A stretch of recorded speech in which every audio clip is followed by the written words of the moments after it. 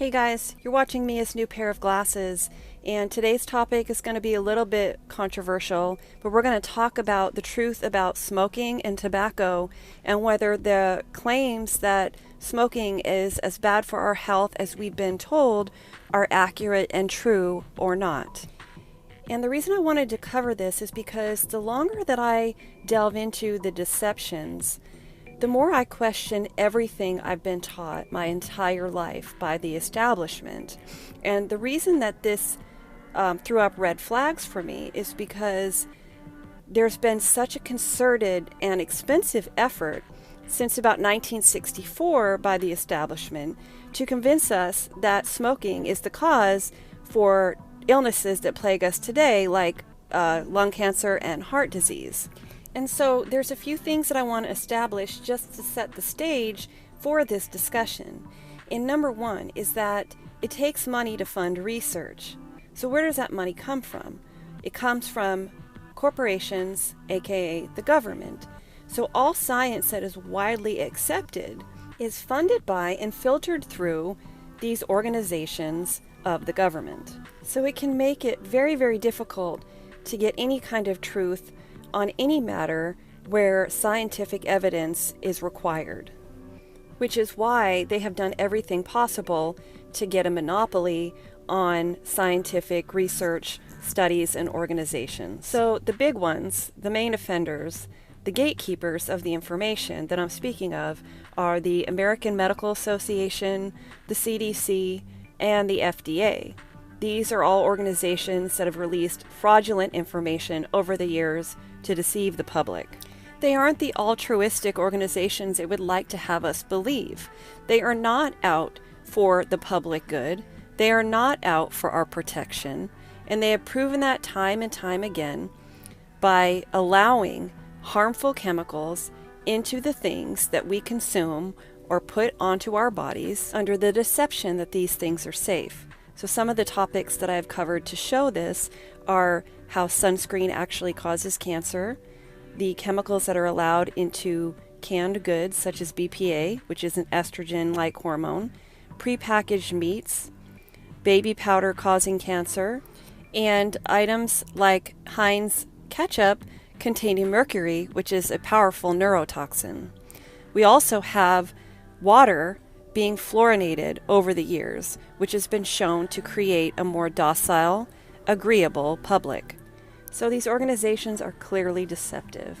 While they allow certain toxins through, claiming them to be safe, they can blame other things for the health problems that these toxins actually do cause. So why would smoking be any different? Why, with all the money and all the effort that has gone into brainwashing the public over the years into believing that smoking is as bad for us as they say, would we believe them on this? We also know that they love things that are unhealthy for us because they need us to financially support the medical industry and big pharma. They benefit by causing health issues because that's the more money that we spend on doctor visits, hospital visits, and on medications. So they definitely financially benefit from encouraging people to continue smoking. So what do we do when we don't know who and what to trust? Well, like I say in every video, we follow the money. Now this one can be a little tricky because on the surface it can appear that they do benefit financially from allowing smoking. So with the overtaxation of cigarettes over the years and the amount of money that cigarette taxes generate, you would think that there must be some other reason for them to ban smoking.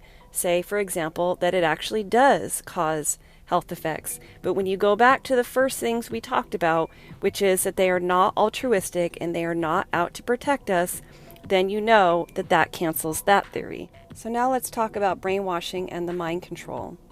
The idea of mind control, though prevalent, is quite misunderstood in our society actually. Generally, it is not the high-tech things that people usually associate as mind control. The techniques are quite old and they are thoroughly perfected and have been used throughout the centuries. The kind of brainwashing we're talking about here is done through the media. In present time, it's prevalent in music, videos, movies, television, the internet, and to a lesser extent, radio and print media. As you are aware, in the last several years, there has been a politically correct movement against tobacco smoking. This political correctness, however, has been carried into the realm of the subconscious through constant suggestive repetition, which includes a closely scrutinized adherence to data, much of which is flawed, if not a complete falsehood. One of the things I have noticed as a smoker, when I take my walk, making my way down the path, enjoying a smoke, some of the people I encounter as they approach will unconsciously begin coughing at the moment they recognize I have a cigarette, even at an extreme distance. Most will also demonstrate aloofness in a face of disapproval, and in some cases I have had them cross the street in panicked avoidance rather than just pass me on the sidewalk. This is a conditioned Pavlovian response produced by fear that tobacco smoke will harm them. Yet there is no definitive or absolute proof that passive cigarette smoke will harm them any more than smoke from a charcoal fire grill will. They have successfully demonized tobacco smoking to the degree that to many young people it is seen to be more dangerous than smoking marijuana, crack, or snorting cocaine. There is nothing more high-tech than an understanding of human nature, and the use of the media was used to produce these results. Native Americans regard tobacco as a sacred plant. Tobacco is one of several plants with a name that comes from a Native American language. Tobacco comes from tabaca, a Taino Arawak name for the plant that was picked up by the Spanish in the 1500s. Tobacco is one of the most important Native American ceremonial plants used by nearly every indigenous tribe of North America. Even cultures that did no other farming usually raised tobacco, and tribes that couldn't grow tobacco on their own often traded with other groups to acquire it. Tobacco was considered a gift from the Creator in many Native American cultures. According to some of them, tobacco smoke is a means of carrying the smoker's prayers to God. Many tribes have important myths about the origin of the first tobacco. In some North American tribes, tobacco was exclusively farmed by men, and women were forbidden from touching the growing plants. Once it had been harvested, however, Native American men and women both smoked. Tobacco leaves were smoked at rituals, ceremonies, and important social events, and also as a medicine for any number of ailments. Tobacco is associated with relaxation, healing, and peace. In some tribes, particularly in North America, the pipes used for smoking tobacco are themselves considered highly sacred. In others, tobacco pipes are purely utilitarian or decorative objects. Tobacco is one of the herbs frequently included in medicine bundles and is still popularly used as an offering or gift today. Did you know? Smoking coats the lungs with tar, which can actually protect the lungs from damage caused by black mold and other airborne chemicals and toxins. And the secondhand smoke deception. Why don't actual first-hand smokers get cancer when people who have never smoked or been around it get, quote, secondhand smoke cancer? And when delving into this topic, I couldn't help but remember a really important interview that Dr. Masaru Emoto, who did the water experiments and found out much that we didn't know about water, when he was talking about the power of words and thoughts and how that affects water. And considering water is in every living thing, that would affect us. And he talked about that the warning label that was put on cigarette packages were actually more dangerous to human health than the cigarettes themselves. Remember how we talked about the power in language and where language comes from. So I couldn't help but wonder if it was actually the warning labels that were doing more harm than the actual smoking. Then I thought back to the movie The Insider, which came out around the time that the attack on smoking cigarettes was at its peak. And I thought about that they made a movie exposing the tobacco industry. And I thought, really? Why would they put that out there? You don't see any videos and movies talking about the corruption behind BlackRock and Blackstone financial groups and all the destruction they cause. So there was a reason why they put this out there, because if they don't want it out there, it's not going to get out there. But this movie was very strategically placed when the fight against smoking needed some backup. And now I want to take you back to the last generations of smokers, when more people smoked than ever. And I want you to think about what type of people were prominent in those time frames. Those time frames were probably filled with the most defiant populations that we've had. And now, with less smoking than ever, we have the most docile and complacent asleep population than ever before. So everything I've presented to you in this video is leading me to my belief system, which is, does cigarette smoking and tobacco smoking disrupt mind control? The Japanese have the highest number of smokers on the planet, yet the lowest incidence of lung cancer. So we can draw the conclusion that it's not causing cancer like they say. Nicotine blocks mind control, says Kathy O'Brien, the former MK Ultra mind control victim. O'Brien says there's a war on marijuana because users are difficult or not capable of being mind controlled.